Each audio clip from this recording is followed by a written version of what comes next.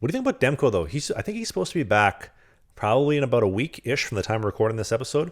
And the guys that they've had filling in for him for the time being have just dropped the ball. I mean, Seelov's kind of got him through the playoffs last season, but I think he's hovering at like a 860 save percentage, which is even worse than Olmark. He's been terrible this season.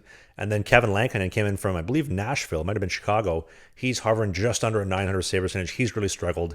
It's really kind of emphasized that Thatcher Demko is the heartbeat and the lifeline of that team, and they need him.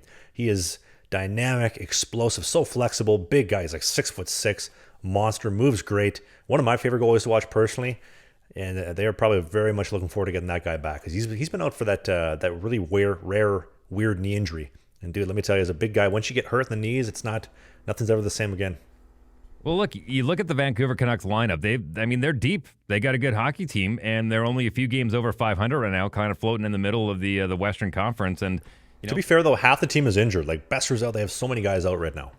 Right, and so I think getting him back in net and getting healthy again, Vancouver is going to be a team to watch in the new year once they get healthy. And Demko, I think, is the cornerstone of that. The fact that they're this many games above 500 right now with a depleted roster, I think speaks volumes of a team that could be coming out of the Western Conference. Well, let's call it for what it is, though. They make it past Edmonton in round 2 if Demko's in net. No doubt about it.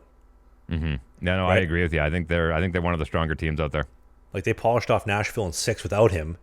They could have closed out Edmonton in 6, had a chance to close them out in 7. Demko 100% closed out one of those games. I think Demko has a lifetime playoff save percentage. Get this, 970. I get it. He's only played 5 playoff games, but a 970 save percentage in the playoffs? Come on. How do you lose with goaltending like that? I mean, the fact that you got Quinn Hughes back there, you got the big bodies like Tyler Myers and whatnot, there's no excuse that they shouldn't be making a run this year.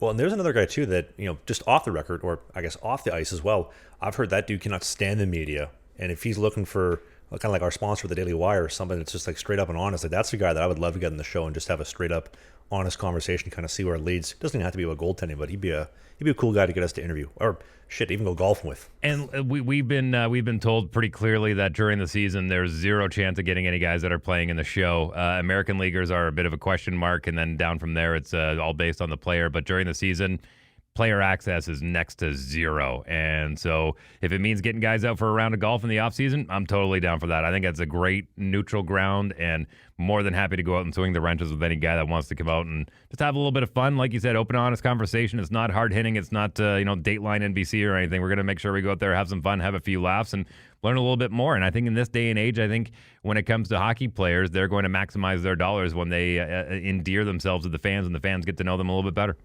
Amen. And dude, we are the opposite of the CBC and the TSN. We don't want to do a hit piece on you for money. We want to make you look good, because the better they look, the better we look, and everybody wins together. So, and if any of them want to come out, because we're going to Prince Rupert, we're going to do 18 next summer, or this coming summer. We're doing Tofino, we're doing Revelstoke, we're doing Waterton Lakes. Obviously, got all the hookups you got in Winnipeg for courses, as well as in-person studios. So we got a lot of exciting things coming up in the pipeline. Hey, more hockey content. It might be old, it might be new, it might be a full episode, it might be a half episode, but you can click these boxes because who doesn't like clicking boxes?